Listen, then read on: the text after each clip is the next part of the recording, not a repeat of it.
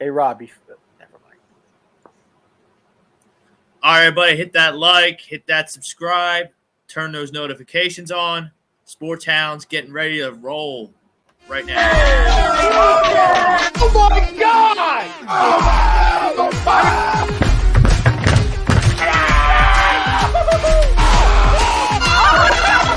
embarrassed! He's flying! Welcome in. It's almost time.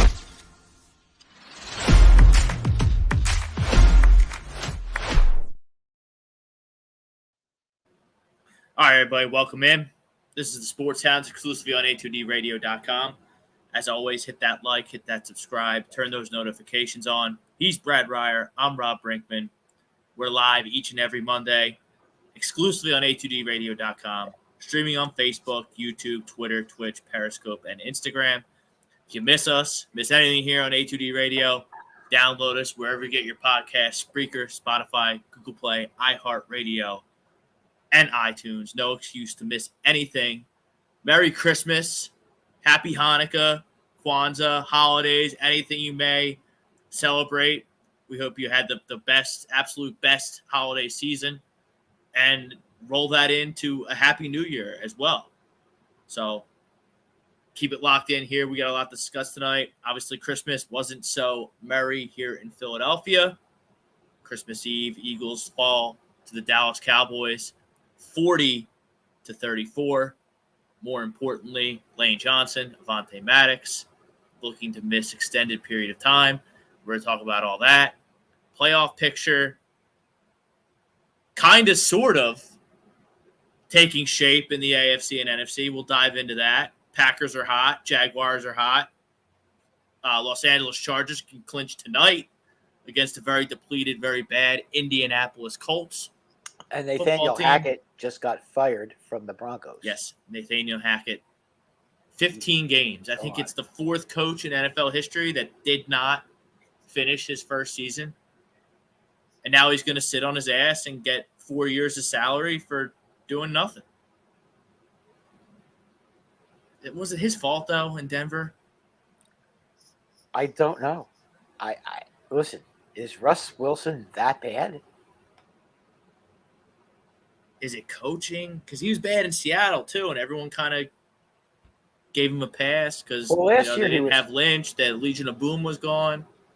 Pete Carroll was kind of getting thrown under the bus, but now Pete Carroll's on the verge of a playoff berth with a bunch of kids up there in Seattle. So was it Pete Carroll? Did Russell Wilson stink? Look, I think Russell Wilson – we might be talking about Russell Wilson and that trade for years to come as one of the all-time bad trades. And unfortunately for Russell Wilson, we may be talking about him as maybe one of the most overrated quarterbacks of all time. I mean, he comes in. Unbelievable. It's unbelievable. They trade Russ. They trade Russ, and they bring in Geno Smith. And Geno Smith comes in and has a career season, and Pete Carroll finds the formula to make his potential finally come out, because he was always a high talent, low performing player. You know, and he's definitely found what he needs to do to be successful in this league, and you know, it's pretty impressive. He really. He did a great job. Pete Carroll did a great job this year. Probably one of the front runners for Coach of the Year. Yeah, he's one of them. Let's see. Each and every week, the Sports Hounds brought to you by Baguio Bread, located in Mount Laurel, New Jersey, home of the best stuffed breads, tomato pie, sandwiches, cutlets, and meatballs. Mentioned HUD Radio, 10% off your in-store purchase. We're also brought to you by Creative Window Design, serving New Jersey, Pennsylvania, New York, Florida. Fully authorized Hunter Douglas dealer. Contact Jeff 609-226-0391. He'll give you a free consultation. Tell him the Sports Hounds or A2D Radio sent you. And we're also brought to you by our good friend Alan Foy at eXp Realty, 302-682-8820. There's his website, email address right there. Looking to buy or sell a home, looking for a change in career or brokerage, contact Alan Foy of eXp Realty. Tell him the Sports Sound sent you. Tell him A2D Radio sent you. Just let's get into our poll question. Oh, we are going to have a special holiday surprise. A2D Radio, holiday surprise, 8 o'clock. So about 20 minutes from now, we're going to have a surprise, so stay tuned for that around 8 o'clock, top of the hour. Our poll question tonight, which is brought to you by Gleason's Bar and Grill, located 6700 Mill Creek Avenue in Levittown, PA. Use promo code A2D, 10% off your order. Dine in, take out, online, doesn't matter. Gleason'sBarandSteaks.com, promo code A2D Radio, 10% off your order. And we also can't forget about our good friend, Paul Vidal at SpecializedPhysicalTherapy.com. 2 convenient locations. Zardoc, make them yours too. SpecializedPhysicalTherapy.com. Your confidence as an Eagles fan has wavered. Agree, disagree. Has your confidence wavered in the Philadelphia Eagles? Brad, I'm interested to hear what you have to say about this. Well, I would wait until the playoffs to worry about that. If Lane Johnson plays and Maddox plays, they'll be fine. If they don't, if Hurts plays, which he probably will, they should be fine. But I mean, if all 3 of them don't play, or 2 out of the 3 don't play, I'd be a little concerned. I mean, how can you not? If Lane Johnson isn't there, that's going to really hurt him. That's a terrible loss. I mean, the guy is one of the best ever offensive linemen. Rob and I were talking about this before the show, guys, and some of the things he's done. He's gone 28 games without a sack. That's an NFL record. Yes, he's also has an NFL record, 398 consecutive pass plays that he's played in. He is not allowed a sack. That's ridiculous. I mean, you're talking about one of the greatest offensive linemen in the history of football. That's how good this guy is. If he's not ready to go in the playoffs, I mean, you saw what happened at the end of the Dallas game. On that final drive, when the Cowboys finally let the Eagles get into touchdown range, they were able to put pressure on the quarterback, and that's not something that you see very often when Lane Johnson is out there. And I'm not smart enough to know if the guy who replaced Lane Johnson was responsible for all those pressures, but boy, they were. Minshew was harassed those last 3 plays. I mean, I know he took the first play and he threw it into the ground to stop the clock, but those last 3 plays, he was harassed. I mean, he really didn't have much time to do anything. So I think that you have to make sure that you have him. I mean, he's a must.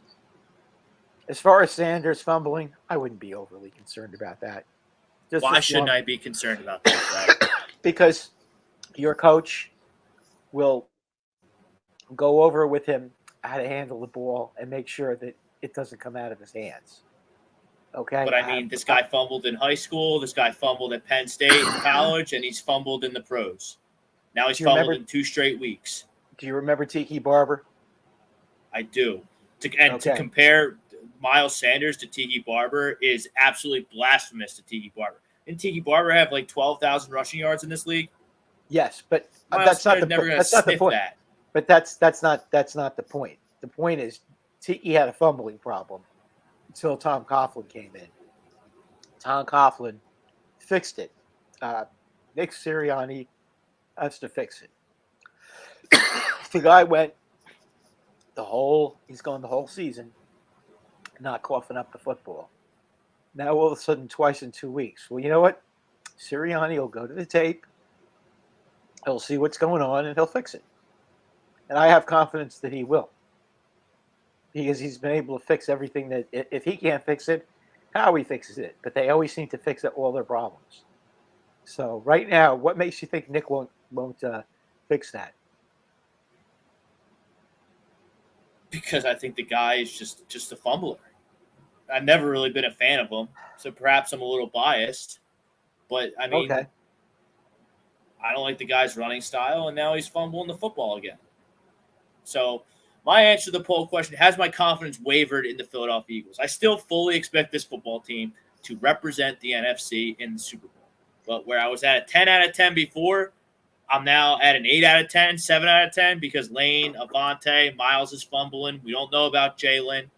So has it wavered? I guess a little bit. Am I as confident as I was before Dallas, before Lane Johnson and Avante Maddox? By the way, Avante Maddox was playing football like he was shot out of a cannon before his significant toe injury. I guess that means turf toe. I don't really know. He had an MRI today. He's going to miss the rest of the regular season, as is Lane Johnson. I mean, and we just talked about Lane Johnson. I mean, I don't understand why Lane Johnson isn't talked about more when it comes to fantastic offensive linemen, not just playing in the league like right now, but of all time. This guy should be getting the red carpet rolled out for him in Canton, Ohio, exactly 5 years after he retires from football. I totally agree. I think I saw a stat today, and don't quote me on the stat. Munoz. He's entering Anthony Munoz territory. No, and he gets shit on because he plays right tackle and not left tackle.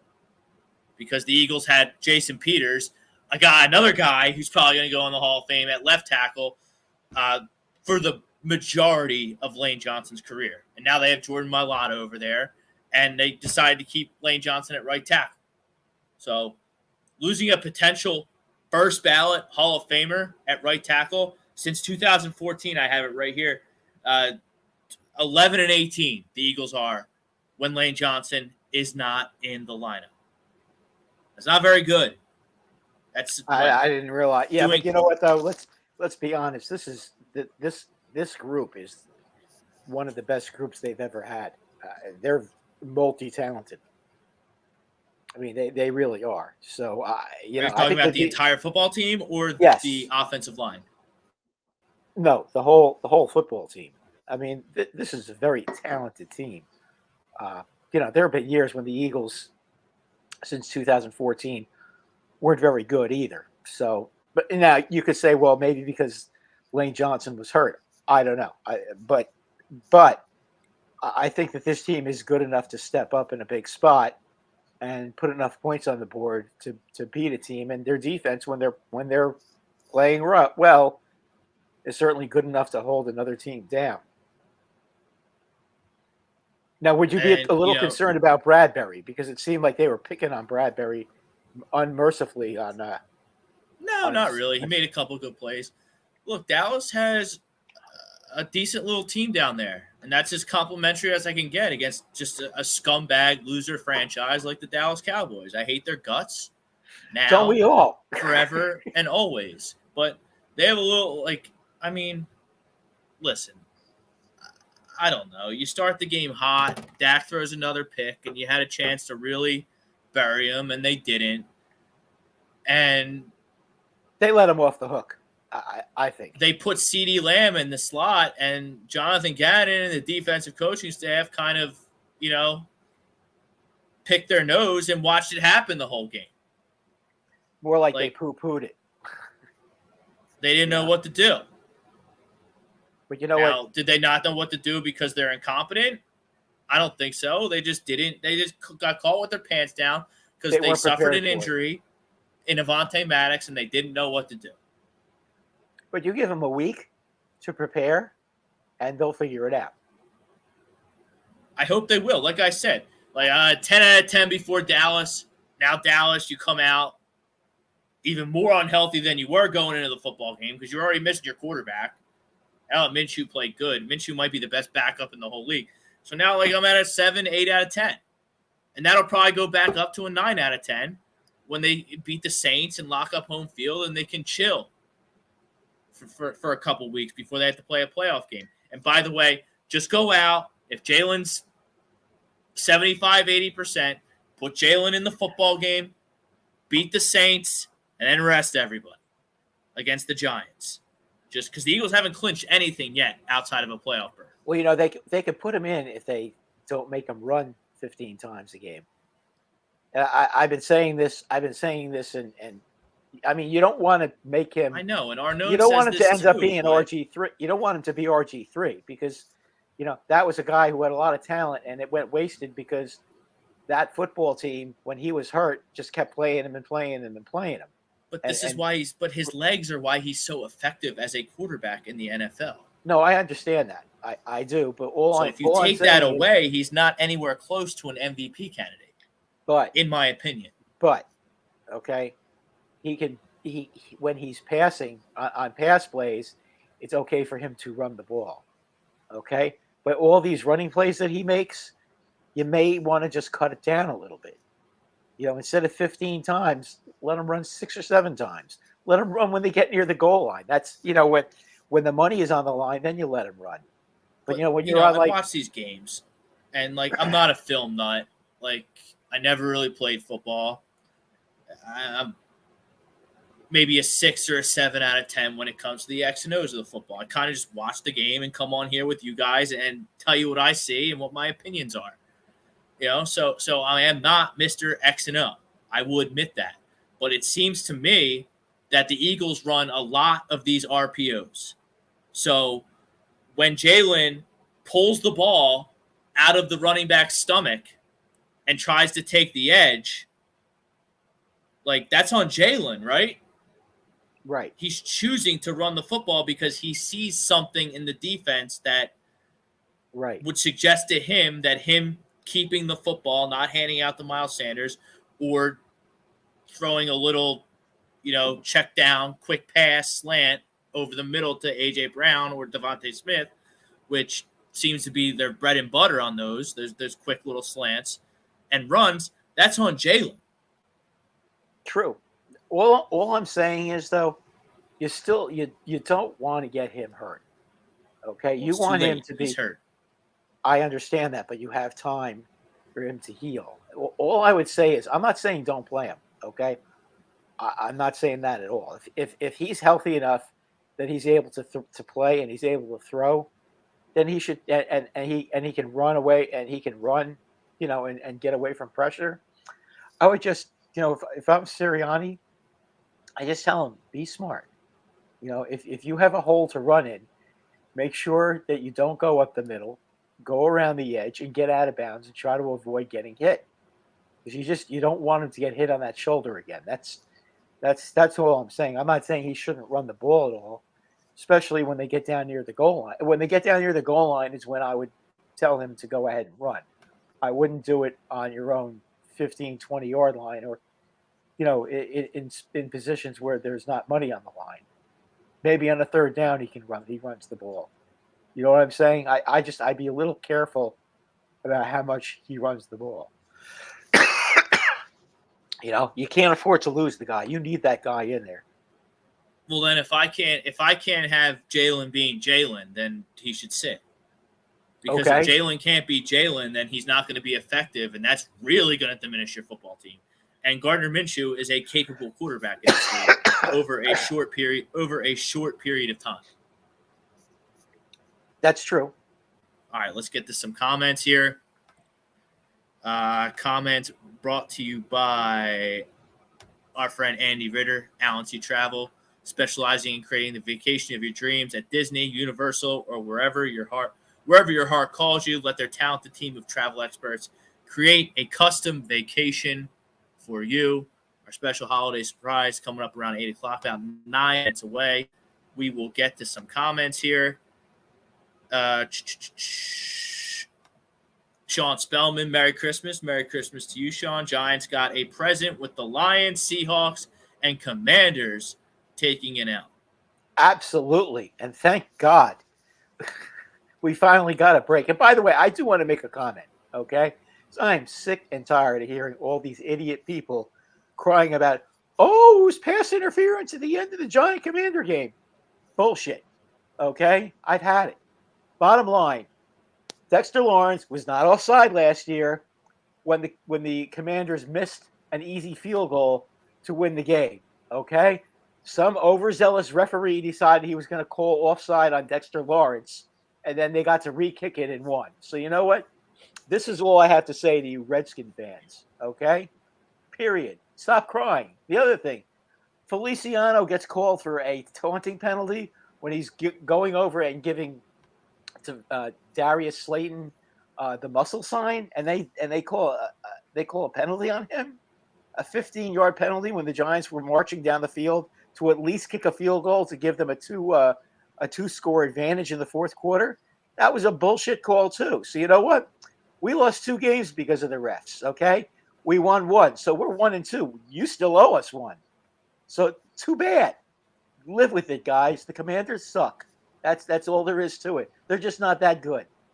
Okay? So I want to get that off my chest. And if you guys don't like the fact that the Giants won that game against the Commanders, as I said, the referees stole 2 games from us against the Commanders. So too bad. That's the way it goes. Now that I got that off my chest, I feel better. Spells also saying Wilson is not that bad, meaning Russell Wilson, our Nathaniel Hackett news at the top of the show. It's a change of scenery, bounce back next year. That's tough because not much is changing there in Denver. They don't have draft picks. They gave all their money to Russ, and now they don't have a coach. It sounds like Sean Payton is going to be coaching someone next year. Maybe Russell Wilson, and turning that thing around will be attractive to him, and that'll be their out. Boy, I don't know if he wants to get involved with Russell Wilson though. I would be real. You know, if he's going to coach, who's he going to get involved with? That's a good question. I don't think he's touching Arizona and Kyler Murray. No, I do think Cliff Kingsbury will get fired. The Colts need a coach, which is interesting because they're going to have a really high draft pick. So if Peyton gets in there, he can tell those idiots in the Colts front office and Irsay, the owner, who's also a loose cannon, which quarterback in the draft he wants, and then build from there. I think there's pieces. There's pieces there in that Indianapolis. Should be very, very attractive to him. What about the Texans? Well, they had to fire Lovey. Okay, but which I don't know. They just fired. Isn't this Lovey's first year? And they just fired the last guy, Cooley, after his first year. 1 win though. You can't fire your coach every year. You can, they can do whatever they want, but you can't. Then you're going to get bad reputation, even worse reputation than they already have. That's down true. in Houston as being just a piss poor run organization. So they need to pick somebody and stick with them. And they have 2 wins now. They beat the Titans, who are just a train wreck right now. Okay, all right. So they got 2 wins. Well, yes. I mean, we'll see how they finish, but that's got to count. That's got to count for something. What about the Chargers if they don't make the playoffs?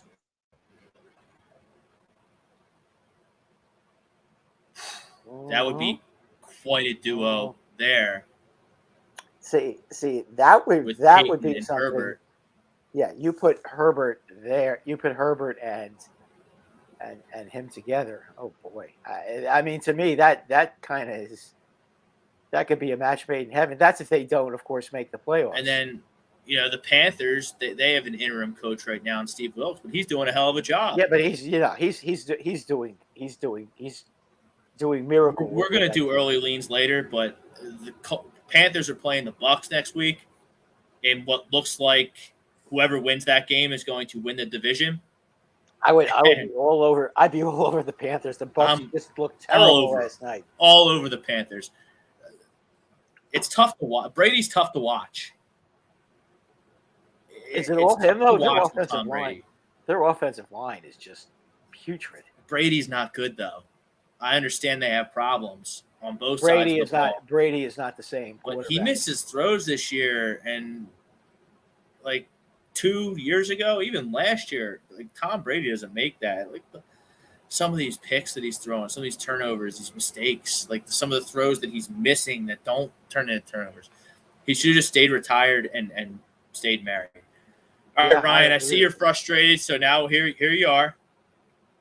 Ryan Swoop, checking us out on Facebook, one of our more passionate fans here at A2D Radio. Even before these injuries occurred to the Eagles defense, their secondary pass coverage is not good. They may be rated as the second best defense behind the Niners and lead the league in sacks, but that doesn't replace their horrible pass coverage.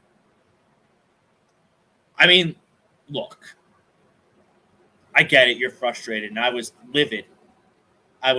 Saturday night into Sunday morning that they lost to the stinky, rotten, scumbag, cockroach Cowboys. I get it.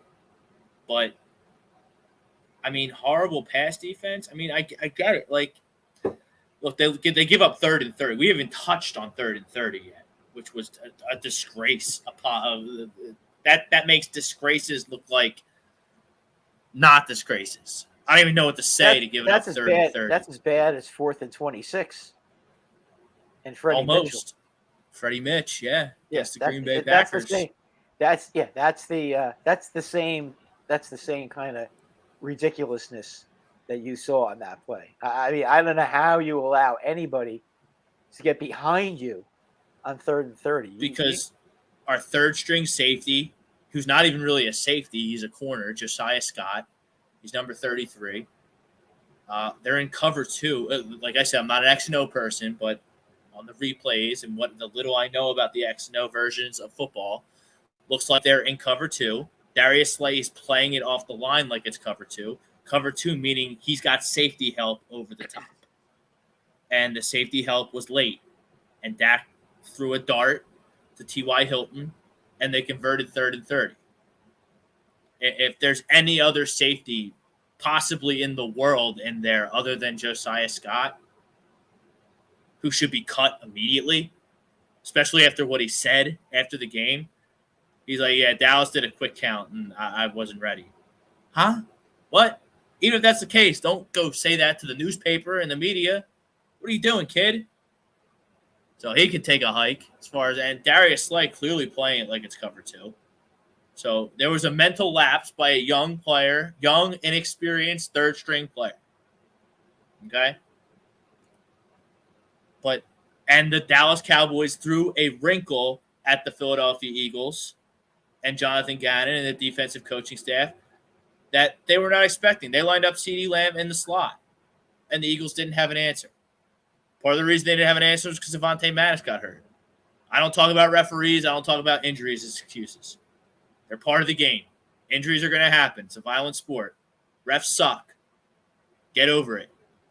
Exactly. So, I say that to you every time you come on here bitching about the refs with your Giants, and you got it off your chest because, you know, maybe the Giants got away with one and are still owed one.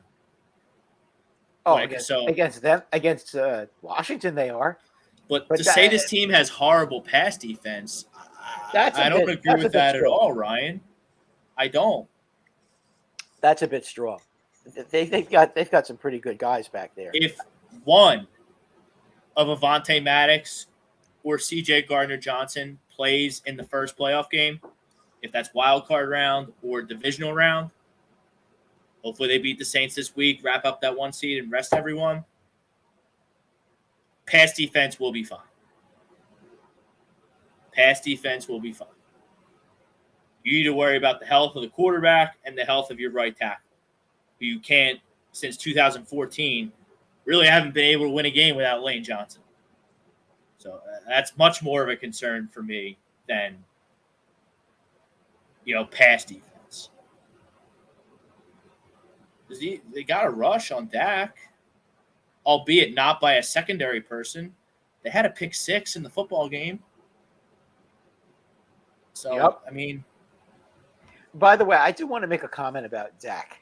Okay, and I happened to say this on Facebook. It didn't get too much of a reaction, but I do need to say this about Dak. Dak is a great quarterback, and I'm not belittling his ability in any way. But his football IQ is a little low, don't you think? You say great. I don't see a great quarterback in Dak Prescott. Well, what I'm saying is he played a good game on Christmas Eve, and he got his team to win. His football IQ, I think, is not very high. He makes some really bonehead plays. Okay, and I give you a few examples. Okay, let's start with the San Francisco game of the playoffs last year. Okay, with a quarterback run with no timeouts.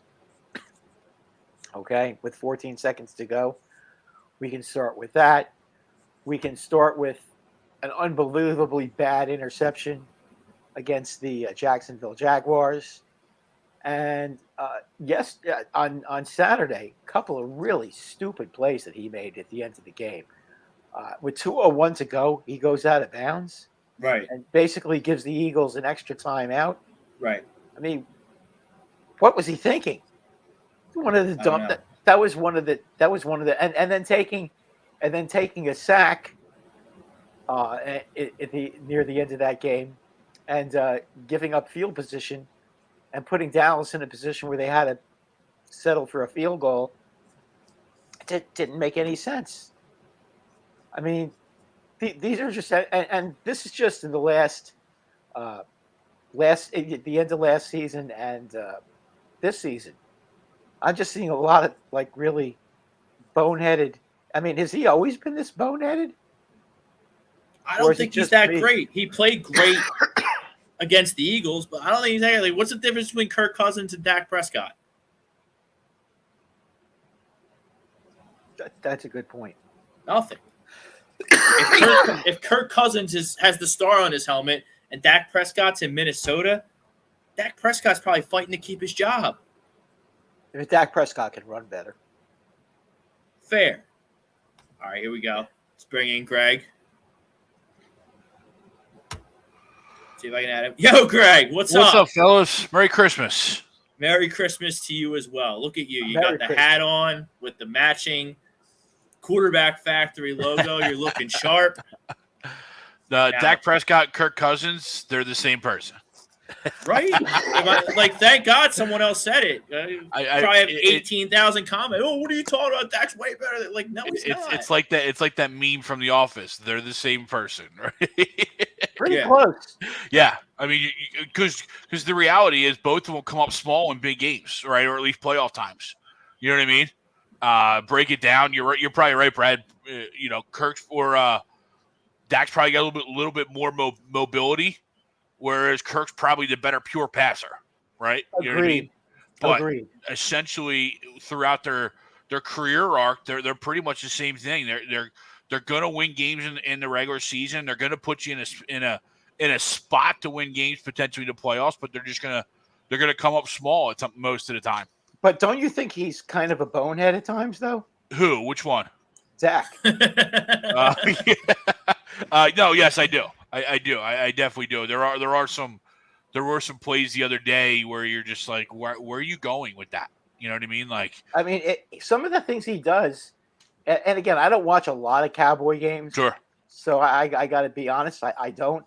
But when I do, he's always making at least 2 or 3 really strange plays. Yeah, absolutely. No, I completely agree. And then you look on the other side of Kirk and the same thing. Like, Kirk's just throwing like Nick Foles YOLO balls up there just because he knows Justin Jefferson's down there on the other end, which is a good shot. But, some of those are like, what are you doing, Kirk? Yeah, he forgets he has Thielen and so. Yeah. The problem with him is he's so tunnel visioned on Jefferson. I think he forgets that he's got Adam Thielen and he's got a pretty good tight end over there. And Hawkinson, too. Yeah. And something new this year that they haven't had this late in the year is a healthy Dalvin Cook. Yeah, exactly. Yeah, they haven't had a healthy Dalvin Cook this late in the season in a long time. Yeah, he broke Chuck Foreman's records, by the way, this year. Yeah, that's something. Chuck Foreman was as good a running back as you'll ever see back in the 70s. Yeah. And to break his records, that's really something. No, for sure. That just goes to being healthy, right? You know what I mean? It just goes to being healthy. I mean, look at Miles this year. You know what I mean? Miles being healthy and being on the field, he's having a great year. He is. I told Rob, and I'm going to say the same thing. Tiki Barber had a fumbling problem. Yeah. Tom Coughlin fixed it. Yeah, and you know what? I'm not going to kill him for the last 2 games. Tough fumbles, right? You can't have them. but it's been the only 2 all year, right? So it's. I hope it's not the start of a trend, and if I read anything into his body language and the way he handled himself afterwards, he knows what he did, right? You know what I mean? So yeah, oh yeah, no, I don't think he's a cocky guy. I think he's a pretty smart guy. I think he understands that he doesn't want to be remembered in Philadelphia as the guy who gave away a possible Super Bowl. Yeah, well, I mean, definitely gave away the cover the other night, right? I mean, that's definitely for sure. That fumble cost us the cover. That's for damn sure. Yeah, and it also made you have to score a touchdown instead of kicking a field goal. Sure. Yeah. So, absolutely. T.J. Hawkinson. I don't like that guy either. You don't like him? No, I play him. He puts a 30 burger on me in 2 freaking semifinals this weekend. That's great. He's got T.J. Hawkinson. I'm laughing at the guy. 2 weeks ago, Minnesota. 2 weeks ago, we were screaming at him because he wasn't doing anything. Minnesota has a pretty good tight end now. They haven't had this good a tight end since Kyle Rudolph. Yeah, and even he was questionable. So Greg's gonna spin the holiday wheel. The 12. What are we calling it? The 12 days of Greg. 12 days of Greg's giveaways. Yeah, Greg's giveaway. Now, before you do that, would you like to answer our poll question? I will answer your poll question. Absolutely, I would love to. Wavered in the Philadelphia Eagles. I disagree. The only thing that because I still think we're the best team in the NFC, right? Regardless of how Sunday went. Yeah, Sunday or Saturday was a gut punch, right? You know, because I didn't think there was a way we lose. And even the way it came out, we kind of like the Washington game, we still had a chance to win the game. So my confidence hasn't wavered because I still think we're the best team. I will give a little pause though to Lane Johnson, right? There's a little pause to Lane, but that hasn't changed my confidence because I expect him back in the playoffs, right? You know what I mean? So like I expect him to be ready to go for the playoffs. So the next 2 weeks to me, I'm good. Like the Saints are ass. Gardner Minshew can beat the Saints, let alone if Jalen plays, right? I mean, they're already talking Jalen playing. So to get the number 1 seed, to lock up the number 1 seed, I'm good. My confidence is 100% right now. If it comes down the line that Lane's no good for the playoffs or might miss the first week of the playoffs, then my confidence might waver a little bit. But as of right now, I'm not. I'm good. Also, it depends on who you're playing, too. True. I mean, let's be honest, okay? And I know this is probably not going to happen, but let's just say, for example, the Giants finish, 7th instead of 6th, okay? They would play Minnesota. Yep. Okay? And obviously, we saw that the Giants are very capable of beating Minnesota. Yeah, Giants capable of beating anybody on the right day. Yes. Yeah, I mean They're not a bit when as long as Leonard Williams is back there on defense, okay, their defense is fine. Without him, you saw what happened against Philadelphia. Absolutely. Okay, the whole defensive plan is that he puts the pressure up the middle and forces the guys into their defensive ends who are really, really good. Yeah, absolutely. You know, but anyway. Without Leonard, you're right. You get that key on Thibodeau and get the double him as opposed to double Leonard. Yeah, and Lawrence. Yep, absolutely. On the other side, I mean, you know, those guys are like a track meet, so that's what they're trying to build. Again, you know, they have their weaknesses. We know that they don't have a Dory Jackson right now. They're missing what's his name in their safety. Now I forgot his name because he hasn't played in 5 weeks. McKinney. Yeah, Xavier McKinney. Xavier McKinney. Because he had to go play on a 4-wheeler and break his hand. You know, schmuck. Maybe Fernandez Tatis. Yeah, no, or no, you know, let's be like a Aroldis Chapman and get a tattoo in the middle of the baseball season. Yeah, and get your arm infected. Get infected. Right, schmuck. But no, getting to that. If the Giants had to play the Eagles in the first game, okay, I don't care if Lane Johnson's playing or not. We're not beating you guys. Not if you guys are hungry to win. Okay. No, we don't have the team. There. We don't have the team to do that. Not yet. But I think realistically, the way if it ends up the way it is now, Dallas goes to Tampa. Yeah, the Giants would have to play San Francisco, and you know what? Yes. The Giants will absolutely get destroyed in that game. And then the winner of that game comes here. They will be humiliated, and I wouldn't be shocked if it's Tampa coming here. There's no way. I know they look like trash, but they have Dallas's number. They have Dallas's number. I don't know what it is, but Dallas hasn't beaten them in like the last 3-4 years. Yeah, but you have Carolina lurking as well. Tampa Bay handles them this week. You think? Yeah. At home. I don't think Tampa's capable. I'm not confident Tampa can handle anybody. No, I agree. Well, I think they win. Maybe I should have said handle. I think really they win bad. the game. Yeah, they don't look good, but I think they do enough to win the game. They look horrible. Well, it's probably going to be defense does. Their offense does. Their defense has what's kept them in the game for so long. Yeah, but I mean, yesterday they had Dak, not Dak. What's his name? Trace McSorley quarterbacking. Yeah. Okay. And then you're gonna have Sam Darnold though. Like, is that any better? Like, I'm not a huge Trace guy, but Sam Darnold's not much better than Trace. No, he is. Come on. He can at least. Yeah, I agree with Brad. But then the weapons. All right, so fine. You agree that the quarterback's better, but the weapons in Arizona are better than what he's gotten in Carolina. Throwing the ball to, at least. Yeah. All you get is DJ Moore. Yeah. That's true. Do you put any stock into Green Bay potentially coming here in the divisional round? Either of you? Yeah. It's possible. I think they just got a tough end of the season schedule, right? You got Minnesota. Well, they got Minnesota this week. And Detroit, right? And you have to win out. I'm not saying they can't, but you have to win out, right? Not going to be easy. It's not going to be easy at all. Those two teams. I mean, Detroit, they need to win out. Against Carolina. Detroit needs the win, and so does Minnesota. Well, if they win twice and the Commanders lose once, then Green Bay's in. That's their path. Yeah, Minnesota. Is that what it is? Minnesota. Yeah, but again, you got 2 division games to end the year. Like, that's tough. I hear you. Minnesota does not want to go to San Francisco. Okay. I'm also assuming that Green Bay would be the 7th seed if they were to get in, which I correct. Don't.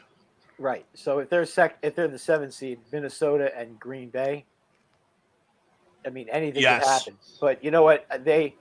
If San Francisco gets the second seed and they play either one of them, it's not going to matter. No. The only team right now that is capable, in my opinion, of beating San Francisco in the NFC is the Eagles. Yeah. Nobody.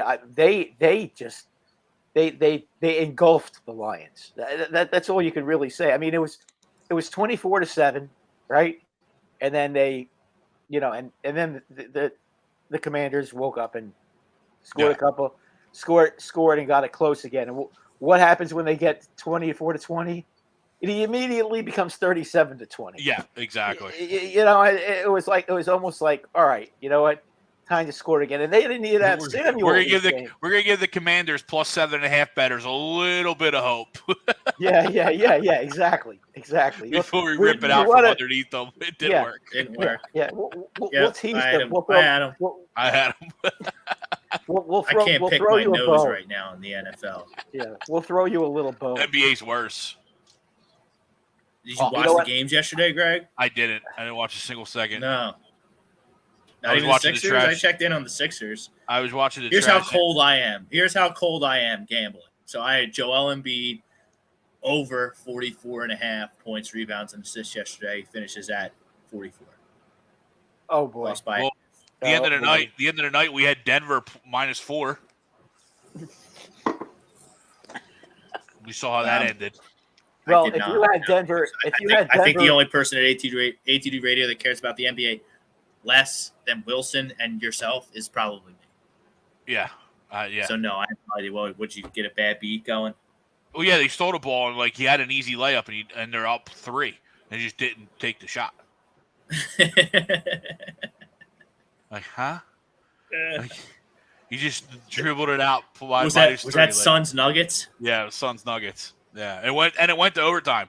I was happy it went to overtime because it wasn't trending in our favor. But yeah, that was definitely a tough one last night. But I know Ralphie's in the back there. Ralphie's getting ready to fire it up. Ralphie, let's fire that wheel up, brother. Tonight for the giveaway, we are giving away a $50 gift card to our A2D merch, our new and improved A2D merch website. So $50 to A2D merch. You can get on there. It's a2dmerch.com. You can hop on there, get whatever you want. $50 gift card. Ralphie, as always, we're going to spin the wheel twice. The second winner will be the guy or girl who walks away with our $50 gift card. So let's fire this and warm this wheel up. The only stipulation is you must be an A2D member on YouTube. $9.99 a month. Put your name on the wheel. If you are not a member and you would like to be a member, I suggest you hop on the wheel now. Some prizes coming up into the next week as we end the 12 days of giveaway. We got a Trey Turner jersey to give away. We got some Sixers tickets, maybe some Flyers tickets, and definitely some Phillies tickets here as we end the giveaway. So the prizes are about to get a little bit more advanced. So if you're not already a member, join it up.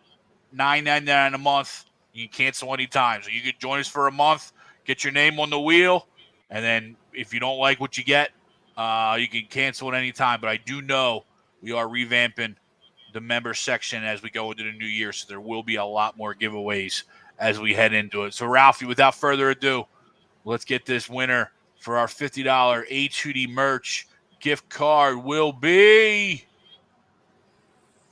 Marcus Blackstock. Congratulations, sir. Make sure you DM us, slide into our DMs on any of our social medias or my DM directly. Give me your information, and we will get this gift card out to you whenever we hear from you. So, Marcus Blackstock, appreciate you for being a member. Ralphie, appreciate you, brother. Gentlemen, it's been a pleasure. Thank you, guys. Great. Merry Christmas. Happy New Year. I'll talk to you guys soon. Absolutely. There you go. A little new merch site, a2dmerch.com. Nice. Check it out. Oh, yeah. Sure, there's some. I'm going to check it out right now. There's some good stuff. What direction? Yeah, good stuff on here. We did have a Monday Night Football game. It is underway. I have the Chargers minus, I think, 4. I think I got them at. Nick Foles, former Philadelphia hero Nick Foles, starting the football game for the Colts. Chargers can clinch a playoff berth with a win. I'll tell you what, this team is dangerous. I know we say that. I say that all the time. They're like the team that nobody wants to play. But you know what? They always seem to do something stupid. But their defense is playing better. Their defense is playing better, Brad. They have Herbert. They're starting to win close games. They're starting to win games that they, in previous seasons, would have lost. They're relatively healthy. They just dropped the pick 6 on the opening drive. Nick Foles gift wrapped it for him. Keenan Allen's healthy. Mike Williams is healthy. Pretty good tight end. Eckler's good. Pretty good slot guy in Josh Palmer. Superb quarterback. And there they are getting stuffed on 3rd and 1. But I like the Chargers tonight, minus 4. I think they clinch a playoff berth. Did they fumble? I don't think so.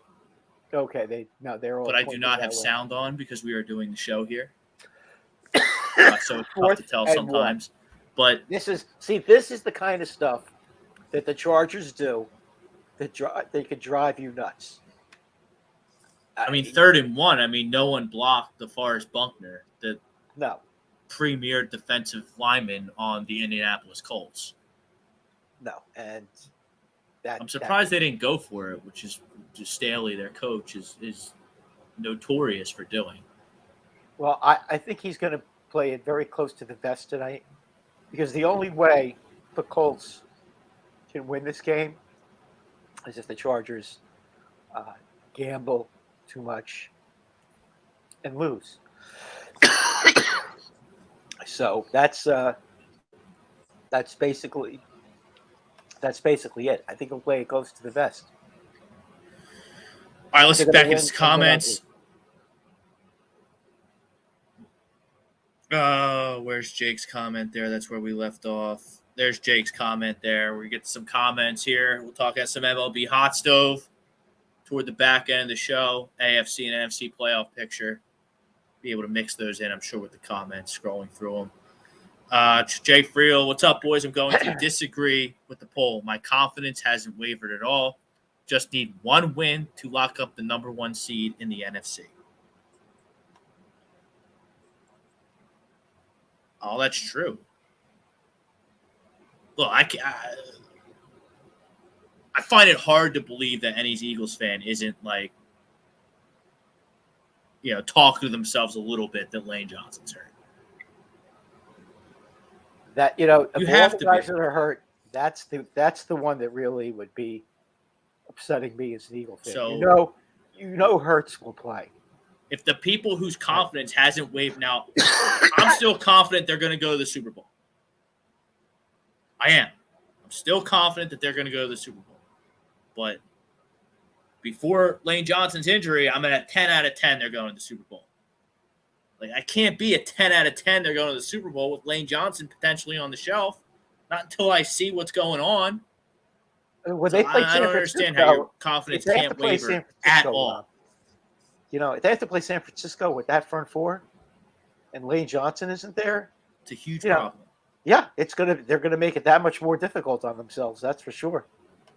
Not that game would be easy anyway, but it'll really be a challenge. Taylor Bowers. If Maddox can't come back, I wouldn't mind seeing CJ in the slot. Have Reed and Harris Reed and Harris cover his spot. Lane is absolutely irreplaceable, though. The right side will be a problem until he comes back. But the secondary is going to work itself out. If one of CJ Gardner Johnson and Vontae Maddox figures out how to get on the field healthy in the playoffs, the secondary is going to be fine. All that stuff's going to work itself out. The front is the front. They're going to get pressure. There's a lot of talent up there, which makes your secondary better. So the secondary is going to work itself out. They'll figure it out some way, somehow. But Lane, that could be a tough one. MDB on YouTube. 3 things could derail us: health, turnovers, and 3, play calling. I'm worried to the extent of number 1 at the moment. You'll have to jump back in the comments and help me understand what you don't like about the play calling. I mean, they scored 34 points with a backup quarterback, unless you mean defensive play calling, where they didn't have an answer for CeeDee Lamb in the slot, which I totally understand. But hopefully they can learn from that and adjust for next time. Ryan Swoop. The Birds are Jalen Hurts or nothing, even with being second in defense. They're rated highly, mostly because of leading the league in sacks.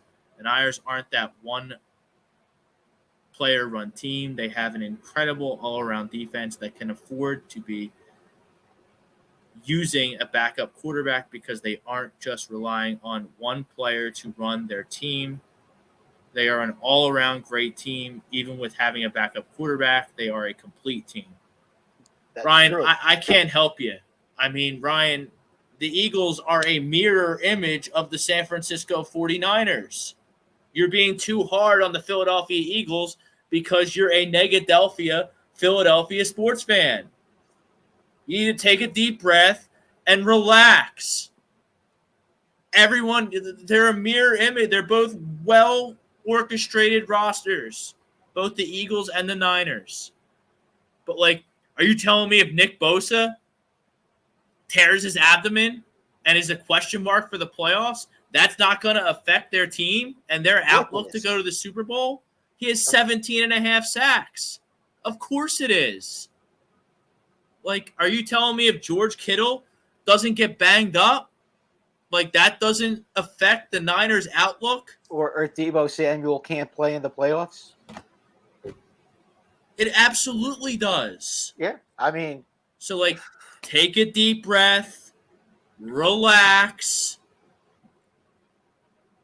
Even if Lane Johnson can't go in that first playoff game, it's really going to depend who you play.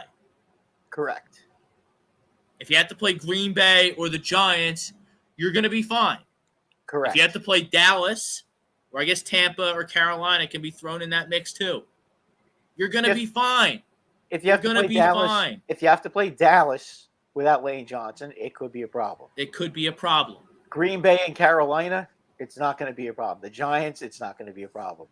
So it really won't. So you guys got to get over it. The only team that can really give them trouble in the first round is Dallas if they're not healthy. If they're healthy, they're going to beat Dallas. Like, how are the Eagles not a complete football team, Ryan? I don't understand. Does it suck that Lane Johnson and Avonte Maddox and Gardner Johnson and some of these other guys are banged up and the Eagles aren't at the healthiest going into the playoffs? Of course it does. But they're going to be fine because they are a complete football team. They're going to be fine because they have a well-constructed roster and a great coach. And, like, their defense, like, they get a lot of pressure. And they get a lot of pressure without blitzing. And that makes everything easier when it comes to defense. To just poo-poo that and say they're not a complete team because they get a lot of sacks, I mean, that's ridiculous, man. Like, come on. Take a deep breath. They lost to the Cowboys with their backup quarterback, turning the ball over 4 times, sustaining injury after injury in the football game. But guess what? You know what? We beat Dallas with their backup quarterback. They beat us with our backup quarterback. Most likely, we're going to figure out what's what with both teams having their starting quarterback in the playoffs. And it's going to get settled with a rubber match.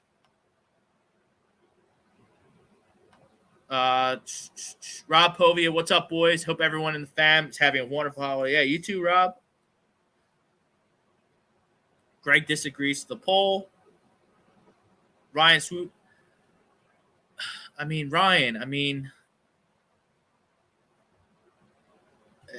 are acting like Hurts is the team or nothing. Fans are acting like they can't afford to lose Hurts. They keep saying, we need Hurts, so I'm going by how they react. Gardner gave them a good game, but the fans are the ones making it seem like they can't not have Hurts. If that's the case, then they aren't that good of a team. The pass defense is horrific. The pass defense is not horrific. It's not horrific. Horrific is a horrific is a strong adjective. They gave up 3rd and 30, which can't happen. All right? I get it. You're frustrated. They lost to the Cowboys. Yes. But you know what, though? You want to see some bad defense. You guys haven't seen some bad defenses. If you watch some of these other teams, there's some really bad defenses in the league. But the Eagles are not one of them. I don't understand where you're getting this pass defense is horrific type of thing. I mean, Dallas, the Dallas offensive coaching staff outcoached the Eagles defensive staff on Christmas Eve. They put CeeDee Lamb in the slot. Avonte Maddox got hurt, and the Eagles defensive coaches didn't know what to do, and they got torched by a really, really, really good receiver in CeeDee Lamb.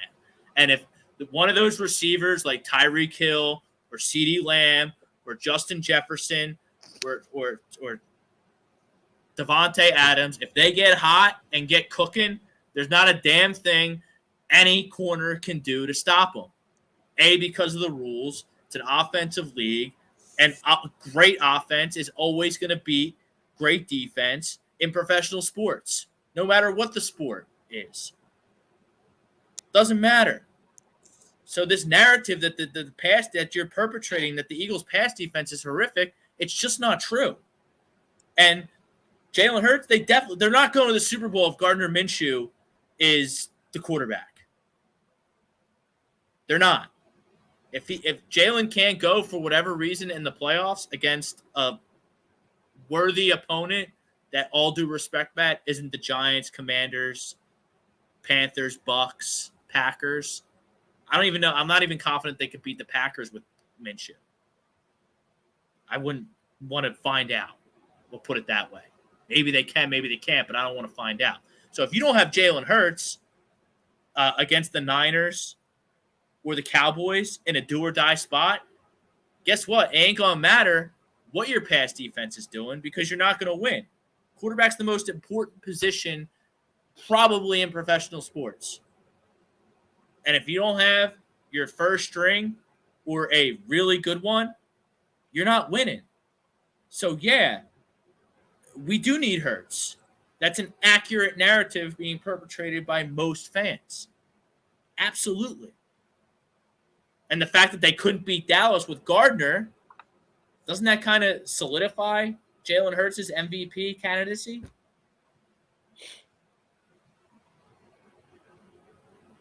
No? Yeah. But the problem with Jalen Hurts is that MVP thing is that, if you're not playing every game. No, he's not going to win. Yeah, participation. Yeah, he's not going to win. But he's huge. a top 5 candidate still. Oh, of course he is. Of course he is. I mean, he's. So if you don't think we need a top 5 MVP candidate to go to the Super Bowl and potentially win a Super Bowl, no, you need to have them because that's what makes you guys. Right. That's what makes you guys a premier team. Ryan's on tilt because they lost to the Cowboys. We're trying to help him here on the Sports Hounds. Trying to help you. We're trying to walk you back in, off the ledge. But the pass defense isn't horrific. It's not. They made a horrific play, but you show me all 32 teams in the NFL, and I'll find you one horrific play that every team's made this season. Even Kansas City, even Buffalo, even the 49ers. I can guarantee you, oh my God, that was a pretty bad pass by Nick Foles. That was really bad. I mean, that should be a second pick. He threw one to, I think it was Derwin James. He threw hit him right between the numbers, and he dropped it. Yeah, that was about as bad a pass as you will ever see. He's only good on the Eagles. Yeah, he's not on the Eagles. He stinks. Yeah, Jaguars paid him. He stunk. Minshew actually took his job. He was on the Bears. He got some starts with the Bears. He stunk. He couldn't beat now out he's stinking up the joint here in Indianapolis. I mean, that ball. Who was that ball supposed to? It looked like it was thrown perfectly to the Chargers wide receiver. I don't know. Well, that's what Nick does. He throws these jump balls and he lets his receivers go get them, which is fine. But you have to throw guys the ball right near, there. But you have to throw the ball near the receiver. You can't. Taylor Bowers, you can't fumble 2 times on your own side of the field and expect to come back from that. Josiah Scott shit the bed on 3rd and 30. Worst case scenario in that game. No. And, we had a poll question. I think Tommy and his crew on the post-game show, 3rd and 30 was why they lost the football game. 3rd and 30 is horrific and should never happen. Inexcusable. Josiah Scott is late over the top, and it can't happen in a big game like that. I get it. No, that's not why they lost the game. They lost the game because they turned the ball over 4 times. Well, that's why. That's when if you really want to boil it down. Okay. Injuries, 3rd and 30. CeeDee Lamb, defensive strategy, X and O's, whatever. But that play, Rob, the problem is that play. It ices the game. I totally get it. Yeah, that play they ended up scoring a touchdown on that drive, and that to me, and they lost by 6 points. So I mean that was the play of the game, but they didn't lose just because of that. Yeah, but if you turn it over even 3 times and not 4 times, I think you win the football game. Perhaps. It's kind of a chicken or the egg argument. Like both answers are right. Okay. I just fall on the side of you can't turn the ball over 4 times. Look, on the road against a good team. Here's another interception. No, that's incomplete. I think, right? Was it? No, that's I looked away real quick. No, that was an interception.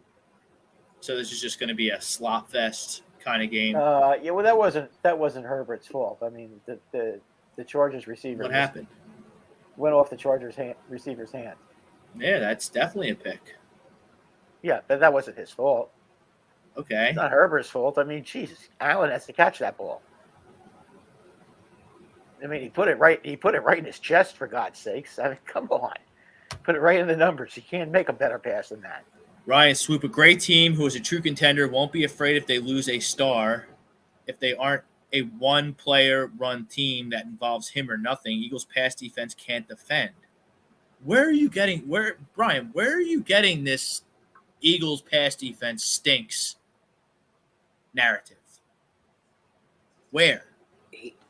He's upset about the Cowboy game.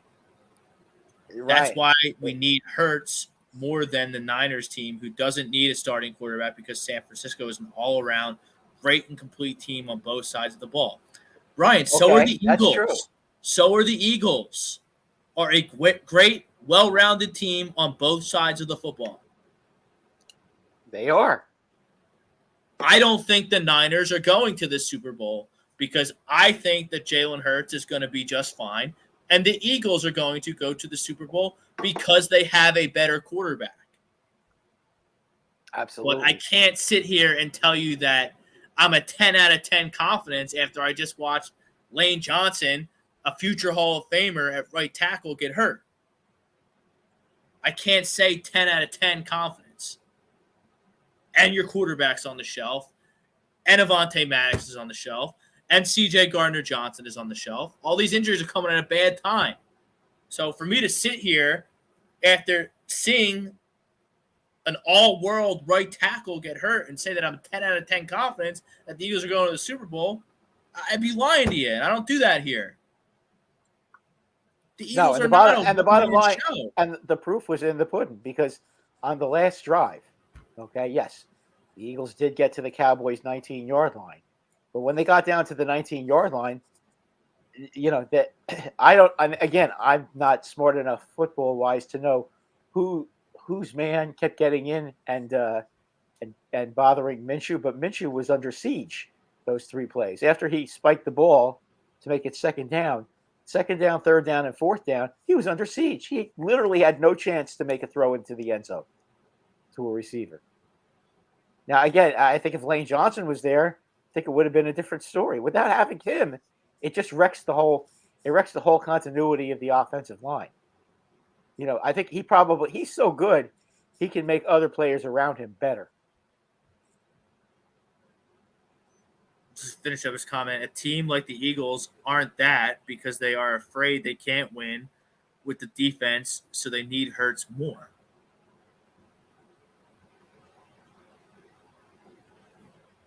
I mean, listen, obviously they are a better team with Hurts with Hurts being the quarterback than with than with your backup quarterback. It's obvious that that's the case. Okay, Minshew is not as good as Hurts. Minshew can't run the football like Hurts. Minshew doesn't quite have as strong an arm as Hurts. Okay, I don't think the team has as much confidence in him as they do Hurts. But maybe if Ryan said, the Niners, are more impressive because they are, the second best team in the NFC and they don't have an MVP caliber quarterback. Okay, that's fair. But I mean, if you're gonna sit and tell me the 49ers have a better defense than the Eagles and that's why they're going to win, I don't know. I mean, the 49ers are the best defense in the NFL. But the question is, when they are playing an elite team, can they beat an elite team basically with that and with Brock Purdy as the quarterback?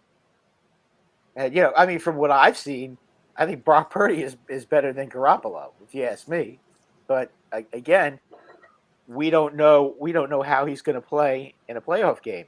I mean, playoff games are completely different than regular season games. Garoppolo doesn't make the big mistake in playoff games. Garoppolo excels in playoff games. He raises his level of play. He kind of is like Eli Manning in the playoffs. He sees a playoff game, and his eyes light up, and he plays 100 times better than he plays during the season. Who is Brock Purdy beaten? Beat the Commanders. He started Miami on their losing streak. What did he beat? He beat Tampa by 1 million. Yes. Tampa stinks. They have a good defense, but he put 35 points on Tampa. So, look, he's done a lot. Okay, we got it. you can't underestimate what he's done. You take a look at, for example, the Cardinals last night when they bring in Trace McSorley. Okay, it'd be the same thing. And I don't know if Trace McSorley played for the 49ers, is that another interception being thrown tonight?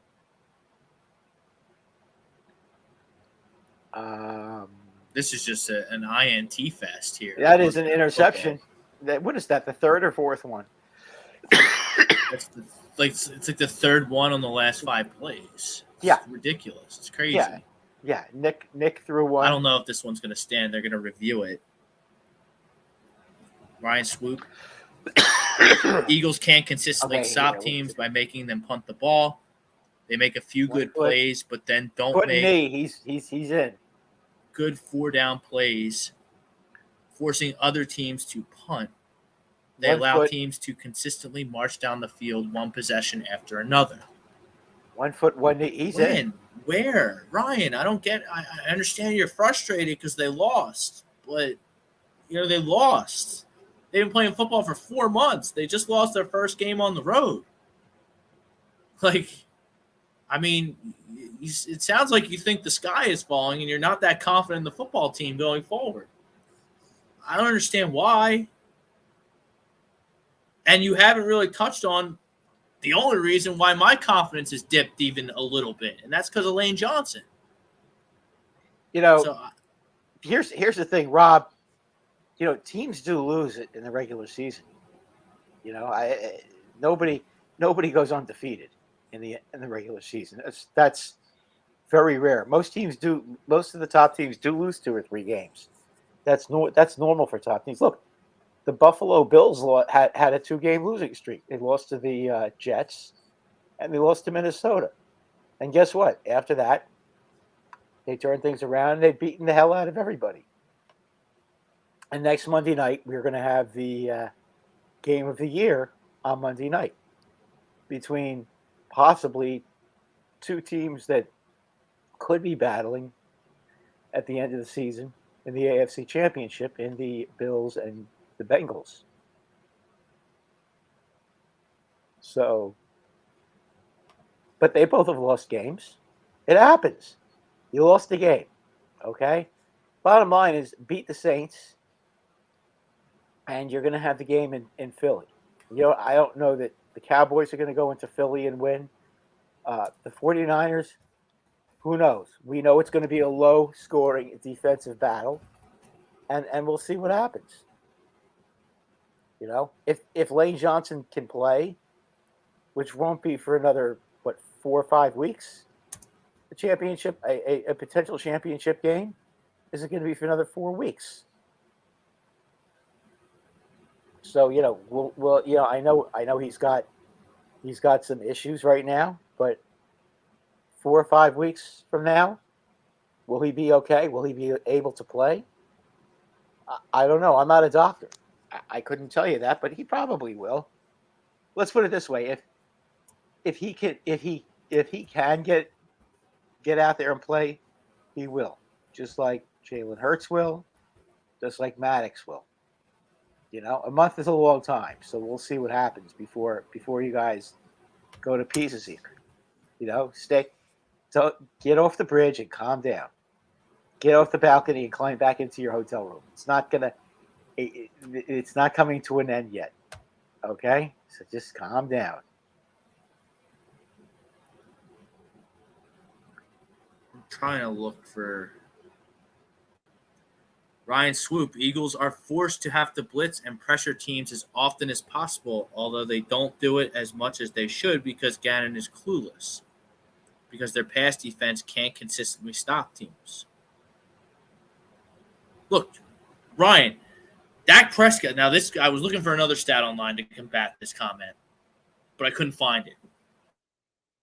Don't blitz a lot because their front 4, along with Hassan Reddick and what they do with him as a stand-up pass rusher, get home.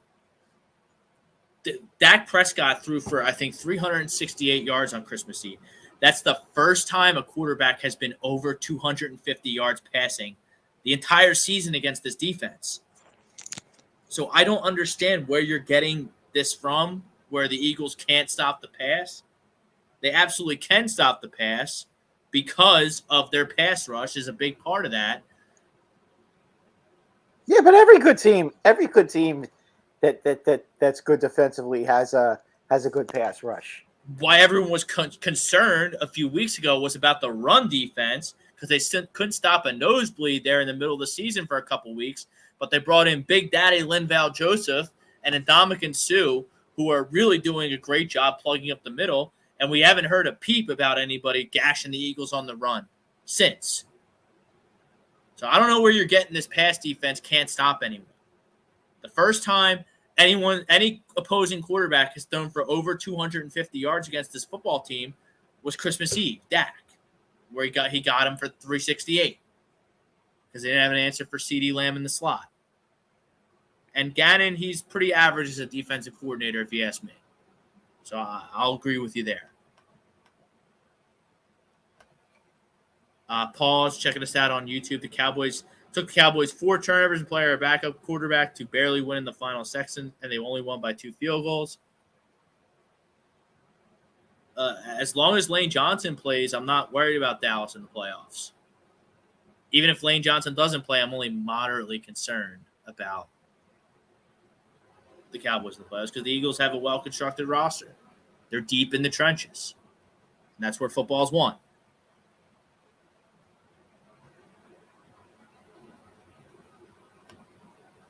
Taylor Bowers, I don't have patience for this shit today. What don't you have patience for? I don't understand. What don't you have patience for? Elaborate. Okay. Blake Callahan, and he's still the best quarterback in that division. Who Hurts or I don't know. Yeah, Greg was on talking about Miles Sanders. Yeah, I'm not. He's had a good season until the last 2 weeks, where his fumbling problems, talking about Miles Sanders, have come to fruition again. You can't turn the ball over in this league and win football games. That goes to Miles Sanders, Gardner Minshew, Jalen Hurts. That goes for any team. A.J. Brown, Hey, Rob, do you know why the Giants have a winning record this year, besides for having an easy schedule? Okay, Daniel Jones has only thrown 5 picks this year. I think Jalen Hurts has 3 or something like that. Okay, I mean, yeah. Look, it's not a secret. If you don't, the Giants have not been turning the ball over. Okay, and that's why they've improved so much. That's why they're battling for a playoff spot. Okay, they still aren't there yet. They still are. It's still going to take them, in my opinion, 2 more years. Not next year, but the following year, before I think they can be an elite football team. But they're on the right track because they didn't turn the ball over. They might end up re-signing Daniel Jones because Daniel Jones didn't put the ball on the ground and he didn't throw interceptions. And that is a big part of football. You know, if you don't turn the ball over, you win the game. That's very, very simple. Brian, you can comment and talk as much as you want, but if I don't agree with you, I'm going to tell you. If I agree with you, I'm going to tell you about that too. So if you don't want to talk because, you know, I'm not stroking your ego, then okay. Ryan, you're being a little hard on the. You're being extremely hard on the Eagles after their first road loss, after 4 months of playing football. You have it in your head they can't stop the pass when they haven't let up a 250-yard passer at all throughout the whole season until week, 16? Yeah, week 16. So they played 4 months of football. This defense didn't give up 250 yards passing to anybody. And you have it in your head that this team can't stop the pass. They have stars all over the field in their secondary. Bradbury's been awesome. Slay's been awesome. Maddox has been in and out. Blankenship has played okay. Like, it's an extremely talented football team. They're pretty darn good. I don't know what. Listen, as I said before, Rob, everybody loses in football. Nobody has perfect seasons. Okay, teams are going to have bad weeks. It just happens. It's the NFL. Okay, teams are gonna have great weeks, and then they're gonna be horrible. Look at the Rams yesterday. All of a sudden, they score 51 points. Okay, with I don't know. You tell me. It happens. This is just. They got Nathaniel Hackett fired, is what it did. Mm-hmm. Mm-hmm. So now you've lost 2 games. You're still the best record. You're still the best record in the NFL. You're still a deeply talented football team. Mike Marshall, he has all the confidence in the world in this football. Yeah, I wouldn't be too concerned about it. As I said, at this point, the regular season's kind of a scrimmage for them. They're going to make the playoffs. Okay, we already know that. That's a foregone conclusion. There's no guarantee the Cowboys are going to win both their games. I mean, they've got to play the Commanders, and the Commanders are in a position where they have to win too. And that's a serious rivalry. Those are 2 teams that absolutely hate each other. You think the Cowboys and the Eagles are a rivalry.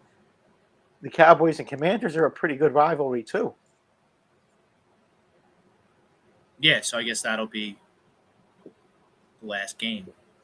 Right. Yeah, I mean, you don't know if the Cowboys are going to win all their games. I mean, who knows? You just don't.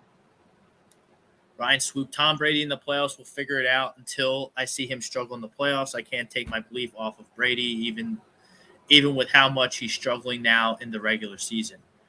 Well, he's got to bring it next week against the Panthers. Yeah, if he doesn't, or else they're not going to be in. Yeah, look, if Tom Brady wants to flip a switch and knock the Cowboys out of the playoffs, God bless him. God bless. Go for it. Because I'll be rooting. I don't care. I don't care who's out and who's in. Gardner Minshew beats the Buccaneers at the link, if that's how it shakes out. Yeah, because the Buccaneers won't be able to score. Because they won't be able to block that front 4. That front 4 will be killing Brady. Brady may not even make it through the game. He's going to get hit. If Tom Brady wants to play Dallas in Wild Card Weekend and beat Tom Brady and beat the Cowboys, I salute. I'm all for it. Because there ain't a chance. There's a snowball's chance in hell they're going to beat the Cowboys or the Eagles right now, the way they're playing. They're not beating the Eagles. The Tampa Bay. They looked. I don't care that they won last night. They looked pathetic. The Cardinals had their second-string quarterback in, and their second-string quarterback. It's actually third-string quarterback. Trace McSorley was quarterback last night. Okay, and listen, I liked Trace McSorley when he played at Penn State, but Trace McSorley in the NFL, I'm not too enthused about his performance last night, and I don't think anybody would be. He's really not an NFL quarterback.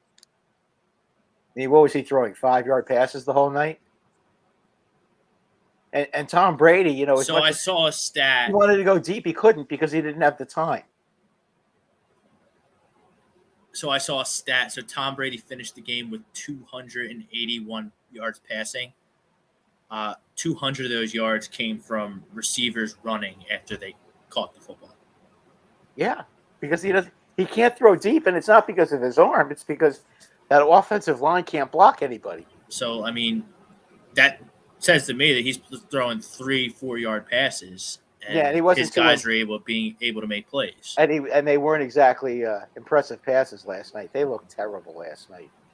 I'm sorry. That was watching that game was about as painful as a football experience as one could ever have. I couldn't do it. I think it got to 3-3 at the end of the first quarter, and I was out. Yeah, well, it was 6-6 at halftime. I just said, you know what? I'm going to bed. I can't. This is just boring. I mean, I could watch reruns of Young Sheldon or or Big Bang Theory or something instead of watching this. It's horrible football. Taylor Brigman telling people to relax. He needs to see a psychiatrist, but he agrees. Look, I was hot on Saturday night. I was hot. I was pissed off. A lot of my anger went towards Miles Sanders because I don't really like him. But that's besides the point. But, I haven't really gotten hot like I was Saturday night. I tried to look. Well, the Sixers, that's a whole different animal because I watched them for 30 seconds, even though they're playing well right now. And I just want to put my foot through the TV more times than not. So we'll put the Sixers. The last time I got really hot over an Eagles loss, I think they were both in 2019, and they were both in back-to-back weeks, I think. They went down to Miami after Thanksgiving and laid an egg. And then I think the next week they went down to New Orleans and lost like 50-0. And I was pissed. Really pissed. And I was pissed on Saturday. But they're still, if I had to bet money, they're still going to represent the NFC in the Super Bowl. Yeah, I wouldn't bet It's against just them it's just a 3-star bet now with the current health of the football team as opposed to a 5-star bet.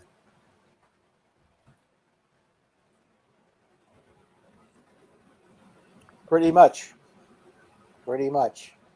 I just noticed the Jets are going to have Mike White this weekend. They are.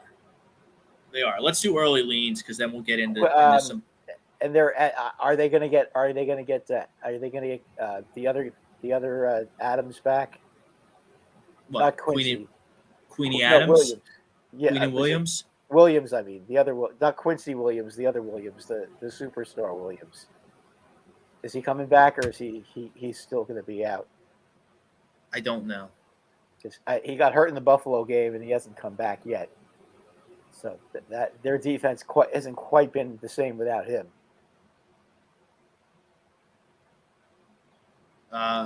Michael Mitchell, we will be fine. Just need to clean up those damn turnovers. Yeah, 4 turnovers in the playoffs, you're going home. I don't care if you're playing Tampa, who stinks, Carolina, who stinks, the Commanders, who stink. Yeah, that you turn the ball over 4 times in the playoffs, you're going home. Yeah, you can't. Period. That can't happen. Can't do it. Can't happen. So my boy Miles Sanders better hold on to the fucking ball, or I'm literally going to have an aneurysm. All right, Thursday night. Brad, the Tennessee Titans are in a total tailspin. They are in utter disarray. They've lost 5 straight. They are 10-point home underdogs to the Dallas Cowboys on Thursday Night Football. Now, I actually like the Titans in this spot, believe it or not. Yeah, I'll take the 10. I'll take the 10 at home. Because you know what? The Cowboys have a habit of waking up sleeping giants. And not that Tennessee is exactly a sleeping giant right now, but they can't be this bad, can they? I could see the Dallas Cowboys sleepwalking on the road in Tennessee after beating the Eagles. I could too. Smelling themselves a little bit. It's a good spot for the Titans. What's the money line on that? It is a must-win for the Titans. Plus 380 on the money line. Oof. Maybe. I won't go that far. Titans aren't going to win. No, probably not. That would be a long shot. Chris Kaufman Jr. sending us some bread. Appreciate it, Chris. Ryan Swoop, Dallas scored 20 points off turnovers. Yeah, if you turn the ball over 4 times in the NFL, you're probably going to lose. The Niners are good. Oh, the Niners are outstanding. We already know that. Nobody is saying that they're not. Purdy is DJ's World. Purdy is subject and a product of the whole team being more than above average. Okay, that's fair. Totally fair. But that's why Gardner Minshew. That's why the Eagles almost beat Dallas in Dallas with Gardner Minshew. It's the same thing. Yeah. But don't blame Purdy. Purdy is doing what he needs to do. He's not getting in the way. I'm not blaming. No. Just like Purdy. Yeah, just like with the Eagles. I've said it before. Minshew basically, for the most part, stayed out of the way. Brock Purdy's not coming into the link in general. I'll say it again right now. Brock Purdy not coming into the link and beating this Eagles team. But it might not be Brock Purdy. It might be Garoppolo by then. No, Garoppolo's done. He's a broken foot. He got surgery. He's out. From what I heard, he could be back for the championship game. At least that's what they're trying to say. I'd have to see it to believe it, but stranger things have happened. T.O. played in the Super Bowl, and nobody ever thought that would happen, and then play great.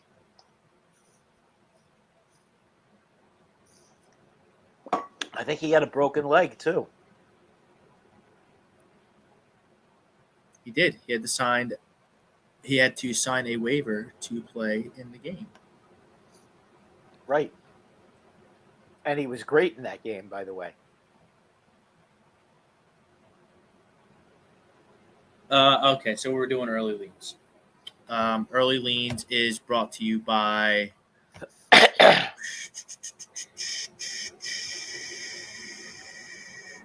Early Leans brought to you by Aria Public Adjusting, one of our flagship sponsors here at A2D Radio. Do you have damage to your home or property? We may be able to help you. Don't fight your homeowner's insurance alone. Contact Aria Public Adjusting, 813-564-3364.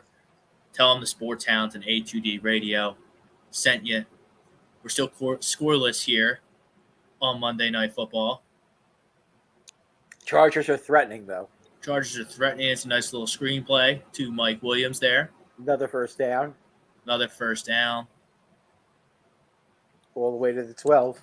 I'll tell you what, these AFC playoffs are going to be the group of 7 quarterbacks that make it in the AFC, with the exception of, it looks like, based on the scenarios I've seen, that the Jets are going to get in. Boy, I don't know. They've got a tough schedule. Well, hold on, because the Ravens clinched. The Bills are making it. The Chiefs are in. The Bengals, I would assume, are clinched. Yeah. The Ravens are clinched. That's 5. The Chargers clinched tonight, so there's really going to be one spot. Right. For the Patriots, Dolphins. The Patriots, Dolphins, and the Jets. The From Jets the have to East. win. The Jets have to win in Seattle, and who's the other team that they have to beat? They have 2 tough games. They're They're going to have to play the Dolphins last week. Yeah, they're playing at Miami and they're playing at Seattle. That's not easy. But they will get White back, so I think with White, I think they could beat both of them, to be honest with you. Back to early leans. Saints, Eagles at the link, New Year's Day. Eagles are 6.5-point favorites. I'd take the Eagles. I think they roll over them. They get everything clinched. That makes the Giants game meaningless. Good. And we may need to win that game. Who knows? that'll be that. The Browns head into Washington. How pathetic are they, by the way? Which one? The Browns. Terrible. I can't believe they. I mean, I get it was bad weather, but you got a dome team coming outside. I don't know. You got to get that done. You got to get that done if you're the Browns. Yeah. Because they're right in the thick of it if they win that game. Now they're eliminated. Yeah, I know. That's what I'm saying. I mean, how in the world did they blow that game? And the Chargers just scored, so it's now 6-0 with the extra point to come. So Browns Commanders 2.5-point line. Oh, I got to go with the Commanders. The Commanders Bears got to get it. Bears and the Lions. Lions are going to kill them. I thought the Lions were going to kill the Panthers, and that didn't happen. True. I think that's a live dog. Chicago. I'll take the 5.5 there. They got pummeled by the Bills, though. But the Bills are. I mean, the on Bills a are different level. Yeah. Okay. and the Bills You are. want to throw that game out? You want to throw the Bills game out? I mean, they were ahead of the Bills 10-6 at halftime. Yeah, I mean, well, were you surprised at the outcome? No, Okay. no. I was So more what's the surprised. difference? I mean, I I don't was think more surprised. I was more surprised that it was 10-6 at halftime. I was I saying, don't think that game how just the because hell? the Bears got steamrolled by a Super Bowl contender. I don't think that has any bearing on if they can stick with the Lions. That's true. And they hate the Lions. So Plus, that game's that's a division game. It's gonna be inside. Field should be okay. Jaguars, Texans. Listen, I'm going to work under the assumption that the Chargers are going to win this football game tonight and be in the playoffs. I'm also going to work under the assumption that the Texans or the Jaguars beat the Texans and they're also going to win the South and be in the playoffs. I wouldn't want to play either one of those teams in the playoffs. They are going to be a tough out, both of those teams, the Jaguars and the Chargers. I'd say the Chargers more so than the Jaguars, but yeah. Trevor Lawrence is playing better, as good as any quarterback in the league right now.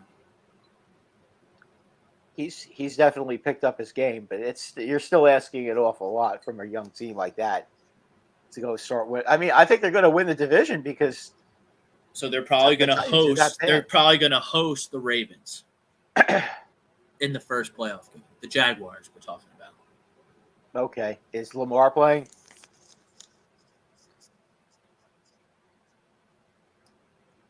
If he he's got to be Lamar if he plays. Right. But that's in 3 weeks. So, I mean, is he going to play in 3 weeks? Probably. I'm just saying, they're not playing the Bengals or the Bills or the Chiefs. No. They'll win. The Ravens aren't losing to Jacksonville. I don't care where they play them. I don't care if they play them on the moon. They're not going to lose to them. Yeah, the Ravens are too playoff experienced to go lose to the Jaguars. Here's another. I can see that. Here's a big dog that I like. I mean, the Broncos, they got embarrassed, got their coach fired. They're going into Arrowhead next week. They're getting 13.5. I'm taking the 13.5 points here. I don't know who their interim coach is, but if they have any pride as men at all, they'll show up to play football against the Chiefs.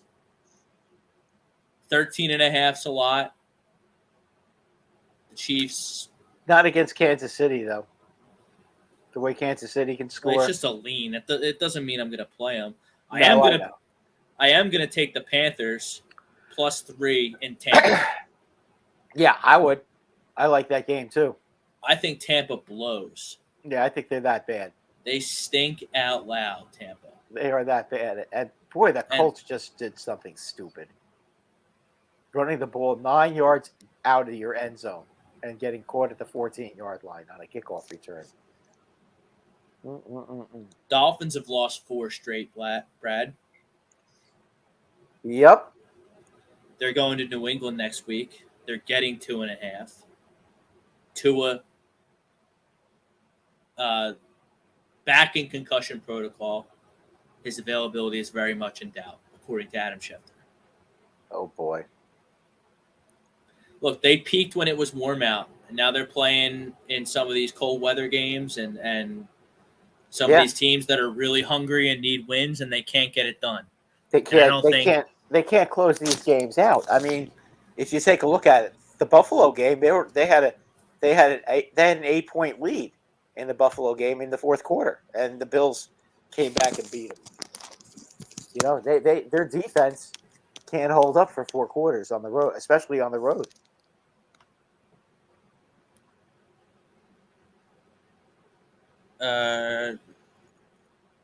And the Dolphins, they strike me as a team that's peaked. Yeah, I agree. And I don't think their coach knows what he's doing. Mike McDaniel. I don't think he knows what he's doing. I thought maybe he did for a little while there. Well, again, early in the season when it was hot, when it was really hot, you know, when they were playing home games and they were making the other team sit in the sun and be exhausted by the fourth quarter, yeah, they were able to beat everybody when they were doing that. But you know what? As soon as the weather got cold and everything was even, now all of a sudden they can't beat anybody. So you tell me.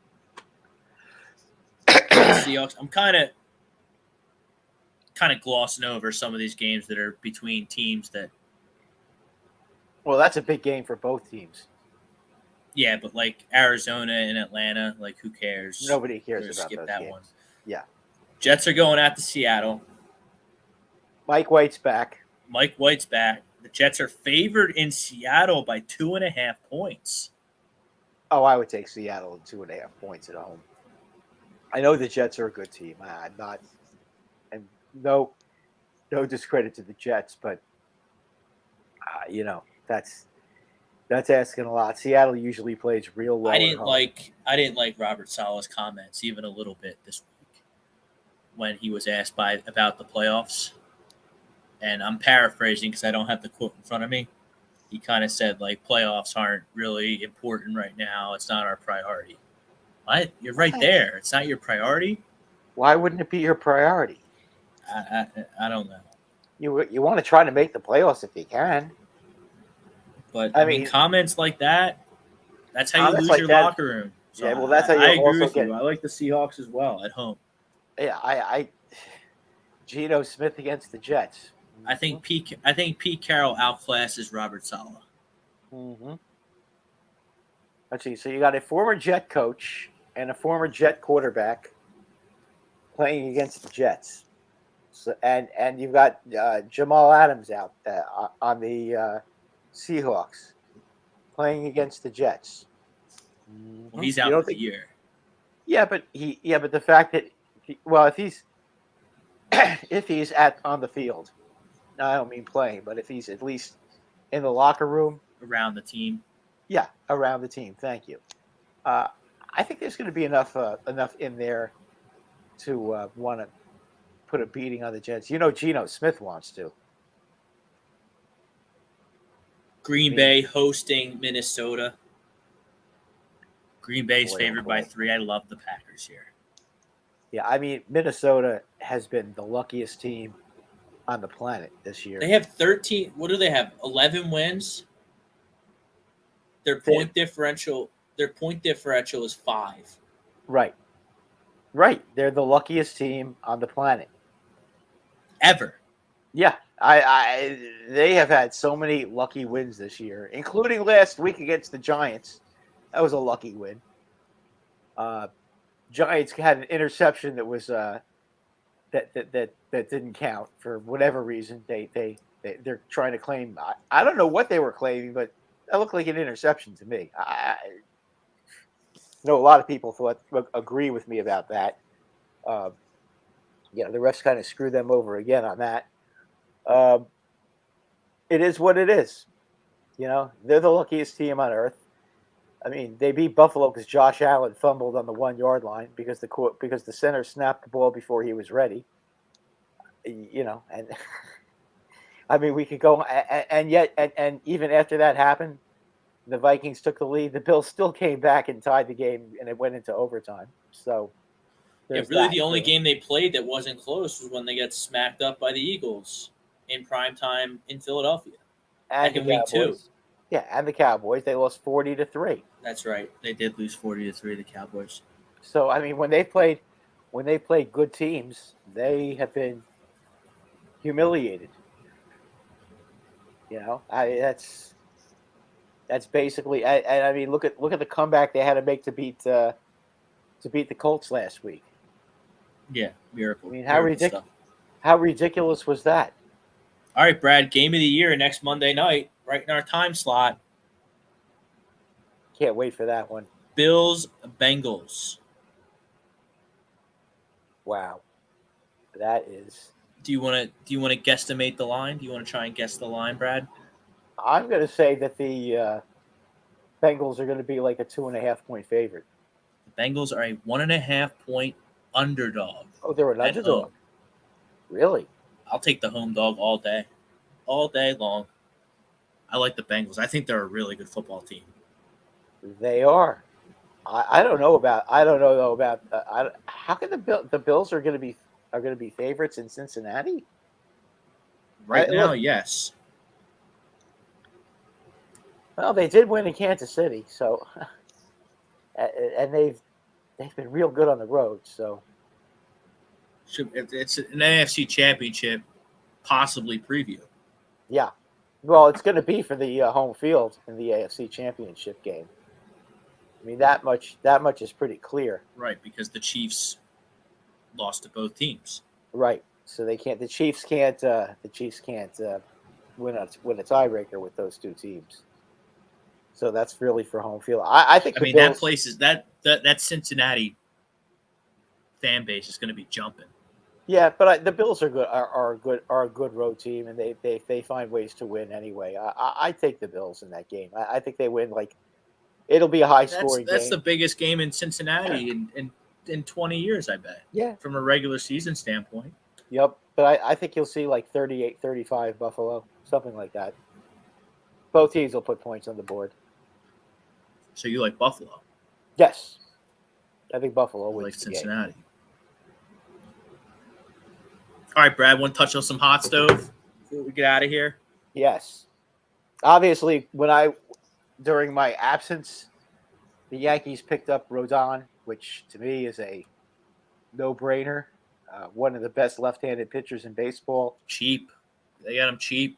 I thought that they did, and I think because a lot of it was because he wanted to play in the Bronx. I know that the Padres offered him a lot more money than the Yankees did. From what I heard, the Padres offered him $40 million extra over what the Yankees offered, but he wanted to play in New York. You know, and anybody who wants to play in New York, I got to feel a little love towards a guy like that. So now we get him, you get Cole, then him, and then it becomes interesting because do you pitch Severino in the third spot or do you pitch Nestor Cortez in the third spot? I would pitch Severino because then you could go right, left, right, left, right. And if Frankie Montas proves to be a stiff, you could always let Herman be the fifth pitcher. Herman has won as many as 19 games in a season being a starting pitcher, so he'll work out as a number 5. Out he was hurt? Didn't it come out he was hurt at the end of last year? Yes. That's why he was pitching bad? Yes. I don't think he's as bad as he represented. I hope not, but I mean, look, if he comes out and can't pitch well, they'll end up trading him. You know, just like they were able to trade Sonny Gray, and they'll be able to trade him. I mean, they were able to trade Joey Gallo. I still can't believe somebody actually took Joey Gallo. But and then my Phillies were busy during your vacation. Yes, they were. They bring in Craig Kimbrell. Hey. I assume he's going to close. You better not hope that that's the case. So he hasn't been a good closer in a while. I would think Sir Anthony Dominguez would close, and I would think that you get Kimbrell in the 7th or 8th inning. No, it's just another weapon, and then obviously the Phillies. It's another arm. Look, it's another arm. I think he's probably better at this stage of his career than David Robertson. They have Trey Turner, obviously, and Trey Taijuan Turner Walker. Trey Turner is a elite player. Taijuan Walker will fit in nicely as the number 4 pitcher. And then the rest of it we'll have to see. Dansby Swanson, officially not a Cub. So, I mean, that makes them at least a little weaker offensively. Still a pretty good team, though. And then you have the whole Carlos Correa saga, which no one really knows what's going on. Giants, they saw an X-ray of his Achilles or his leg, and they ran away. And the Mets deal isn't finalized yet. Yeah, the Mets jumped in. The Mets jumped in after the Giants jumped out and said, "Forget it." I think the Giants might actually be smart and say, "You know what? That's a 13-year investment. We're not going to do it." Steve I understand Carlos Correa is a good player. A good player. Like 13 years, 350? Really? For him? He's a good player, though. And he's clutch. You know, he performs well in the big games. I mean, he's done that his whole career. But you got to wonder, he's been getting hurt an awful lot lately. But I mean, you had Turner get what he got and Bogart's got what he got, Correa's not as good as either of those guys. No, stop it. Stop it. Better fielder than them. Bogart's is good, but Bogart's last year, for whatever reason, I don't know what happened with Bogart's last year. He if he's getting older, he just had a bad year and just did, when the Red Sox were bad, he lost his focus. But he didn't play well defensively last year at all, especially in the second half of the season. I mean, he was always a great defensive player. So I don't think anybody's happy in Boston. No, which is delightful to me. Now the question is, are they going to trade Sale? Might as well just trade Devers too. You might as well just start over. I don't think they're going to trade Devers. I think they're actually going to pay him if he wants to play there. Well, now that I don't know. That's not something I would know. He would look good in pinstripes, though. I'll tell you. That left-handed bat in Yankee Stadium, boy, oh boy. Especially with third base right now. Obviously it's going to be DJ LeMahieu at third, which is not a bad thing. But if you can get Devers instead, obviously that's an improvement. So we'll see. All right. That'll do it for this edition of the Sports House. Thank you to our great sponsors. Thank you to everyone who liked, subscribed, and shared our show. Continue to have a safe and happy holiday season, all you out there. We'll be back better than ever next Monday as we move into 2023. Until then, peace out, everybody.